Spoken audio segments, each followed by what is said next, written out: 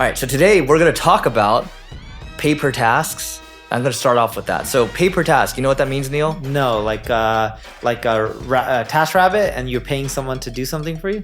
Kind of like that, but now think of that for software. I think this is where software is going to go, and I think this is where you might convert Uber Suggest and Answer to Public. I think you might start doing this. So when you think about Intercom, for example, they would charge you. Intercom's like a chat customer service tool that you have like a little box that pops up. You can ask it questions and stuff, and salespeople can ask you questions through it as well. And they would charge like a per user fee, maybe like $10, $15, $20 a month or whatever. And it starts to get really expensive if you have like 1,000 people at your company using it. Like it starts to get expensive, right?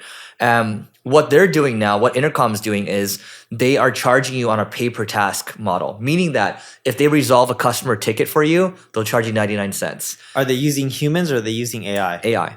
Yeah. And Zapier is starting to do that now too. So let me read this off to you for Zapier. This tweet comes from Greg Eisenberg, who's a friend. So Zapier, by the way, is a $5 billion company. And that's a whole nother story we should talk about. But they probably were a $5 billion company. Yeah, but yes. Okay, yeah, you get what I mean. But so they're moving to a situation where, so 2 weeks, Intercom moved on from one of their pay products to pay per resolution, so pay per task basically, instead of a monthly subscription. This new model makes sense to me, and AI agents are accelerating this. Not every software business is ready to charge monthly. And then what Zapier is doing now, they're saying, hey, we've heard you loud and clear. Our plans aren't working for your needs. Starting today, we're excited to share 3 big changes to help you get the most out of Zapier. Most zaps, so more zaps. You're gonna get more zaps. Okay, that's fine. More flexible. Pay per task billing when you go above your plan's limit for all plans. Now, if you go over your plan's task limit, you can pay as you go for additional tasks used. More valuable. That's a whole nother feature thing. So I think this will not maybe replace SaaS completely, but I think we're gonna see a lot more people doing this. Well, it's more aligned. You're paying for some sort of benefit. No one likes paying for, just using the same software. Yeah. And it's just connecting two things like, oh, your Salesforce now talks to your MailChimp or whatever it may be. Well, cool. All right, you guys were charging me $200 for that connection. Yeah. Now there's another software competitor that just came out and is charging me $50 for the connection. Next thing you know, there's someone that builds it in India is going to charge me $10 for that. Dude, so we talked about this, right? Chamath tweeted the other day, hey, did you see this tweet? He's building an incubator, that one? Yeah, go for it. Yeah, what is it called? 90-80 or 80-90? 80, I don't know, 80-20 or whatever. But basically he's like, hey, we're going to help you build SaaS products, and we're going to use offshore talent to do it, and we're going to, reduce costs by 90% or something. Well, let's see. I'm actually pulling up the tweet. So he tweets quite a bit. I'm starting an incubator funded entirely by me. It's called 80-90. Tell us what enterprise software you use, and my team and I will build you an 80% feature complete version at a 90% discount. We are using AI and offshoring to make this happen. Yeah, that's the one. I think we kind of briefly touched upon this on the phone. It's like the software gross margins of 80-90% or so, that's probably going to start to get whittled away with all the AI co-pilots and all this stuff. And that's why Chamath's doing this too, because I remember they would talk about it with the all-in people about how software is going to come down quite a bit now. And, now AI is going to help you build like a totally feature complete thing, and you don't need to charge that much. So yeah, most people don't know this. He helped with Tinder or building of Tinder or something like that. It was something Chamath. I'm actually Googling it right now. Sells Tinder shares. Maybe I got this wrong, but I'm pretty sure. Chamath Patel had accumulated Tinder shares via his investment in Extreme Labs, acquired by Pivotal. So yeah, he had Tinder shares, and I don't know what it was for. I thought it was because he helped build it, but maybe I'm wrong there.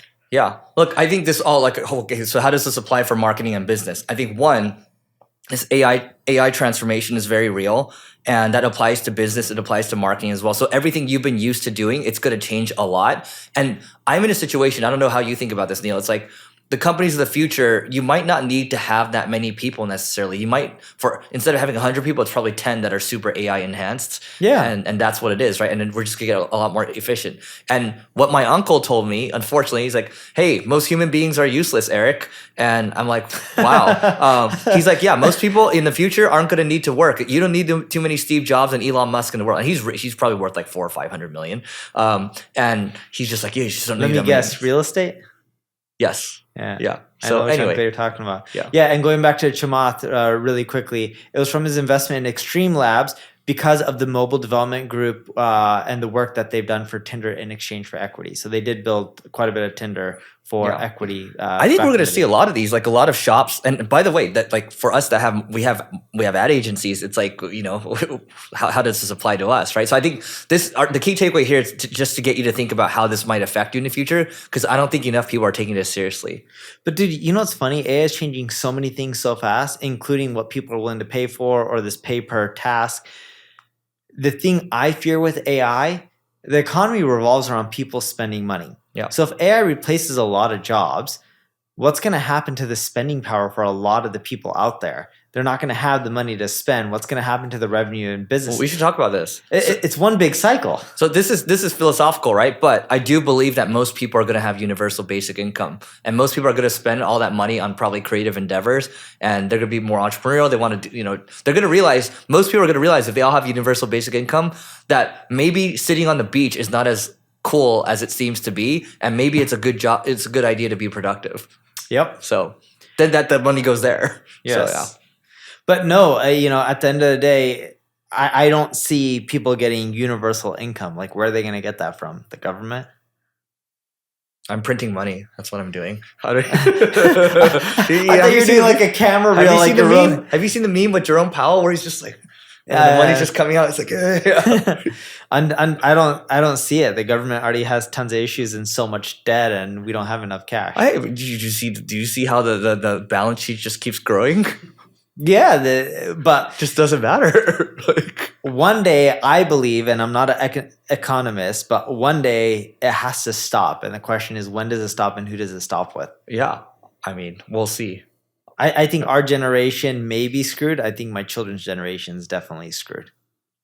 Yeah, that's why you got to do well so you can leave your kids some money, Or you do well, donate it, and tell your kids, I gave you all the tools to succeed. Figure it out on your own. Is that what you're doing? Yes. Yeah, okay. No, I really am. The only time I would give them money is if my daughter batted her eyes and said, Daddy, can I live right next door to you? I'm like, okay, honey, you can live next door to me. Don't ever leave me. Anyway, so that's what I got on my side there. The next thing that I think we should talk about is, because we're already on the topic of AI, you have this nifty SEO trick that'll increase your traffic for free. Okay. So this one's very simple, everyone. So you can do it for free. It'll take you about 5 minutes or so. And all you have to do, Neil, you probably know about this, but go to your search console. So everyone go to Google Search Console. Everyone can do this if you have a website. Go to your performance page. I'm going to slow down my talking a little bit. So go to Search Console. Go to your performance page. Are you doing that right now? No. Oh, okay. And then sort the queries tab by impression. So what you're doing is you're looking at you're trying to sort like the different keywords that you're ranking for by impressions, right? Top to bottom. And then in the top 20, find a top 5. So basically the top 5 keywords with a click-through rate of less than 50%. And by the way, this tweet's from John Rush. This is just something that's a good reminder. But now what you do is you insert those keywords and then put them into your homepage hero and your H1 and H2 and meta tags. What happens there is those pages increase their traffic. No, that's not bad. Pretty simple. And speaking of SEO, I want to talk about the shift we're seeing in B2B SEO. I know a lot of you guys have B2C sites. I should post something about B2C SEO. So 2023 is done, and I thought it'd be fun to look at my data for my ad agency NP Digital and what's drove us traffic and what's drove us revenue. So keep in mind, we rank in decent positions for keywords like SEO, online marketing, digital marketing, the list goes on and on. And no matter what country you work with us in, we don't really have services lower than 5 figures a year, and it can easily climb into 7 or 8 figures a year. So where does most of our revenue come from, at least from an SEO perspective? Well, what we wanted to first do before we get there was to look at what keywords drove our organic search traffic. So when we look at keywords by keyword length, 1 to 2 word phrases drove 18.43% of our organic traffic. 3 to 6 word phrases drove 57.31% of our traffic. 7 words or more drove 24.26% of our traffic. Now we wanted to see what keywords drove qualified leads. Not leads, but qualified leads. There's a lot of people that'll fill in a lead form like screw off, don't like you, or my website is IBM.com, or, when the person's coming from like a random location and it's not IBM.com and they said my budget's $1 a month, right? So when we're looking at qualified leads, 1 to 2 word phrases drove 12.55% of our leads, even though it drove 18.43% of traffic. 3 to 6 words drove 59.32% of our qualified leads, even though it drove 57.31% of our traffic. And 7 words or more keywords drove 28.13% of our qualified leads, even though it drove 24.26% of our traffic. So pretty much 3 to 6 word keywords generate most of our qualified leads, which makes sense because that's where we get most of our organic traffic. So then we wanted to dive in what keywords are driving most of our revenue. Shockingly, 1 to 2 word phrases, 4.76%. That's tiny compared to it driving 12.55% of our qualified leads. 3 to 6 word phrases drove 46.29% of our revenue when it drove 59.32% of our qualified leads.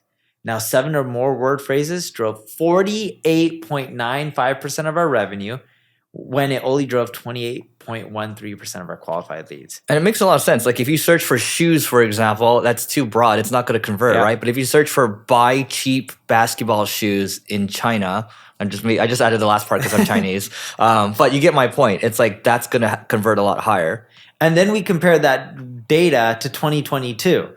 So when we look at 2022 used to be 6.08% of our revenue came from 1 to 2 words. 2023 was 4.76. And this, again, is just for SEO traffic. For 3 to 6 word phrases, in 2022, it was 62.71%. 2023 was 46.29%, so it went down. But the big change from 2022 to 2023 was in 2022, we saw 31.21% of our revenue come from 7 words or more keywords, keywords that are 7 words or longer. And in 2023, it went from 31.21% to 48.95%. That was the big increase. So what is the key takeaway for people here? I think it's, go ahead. People are getting very specific with their search queries. I think a lot of this has to do with AI and them getting used to being able to type in longer things and expecting the answer. Oh, you think they're using the autocomplete too? I don't know if they're using autocomplete because we've done a lot of tests on this. Autocomplete doesn't give you tons of 10-word phrases or anything like that. Okay.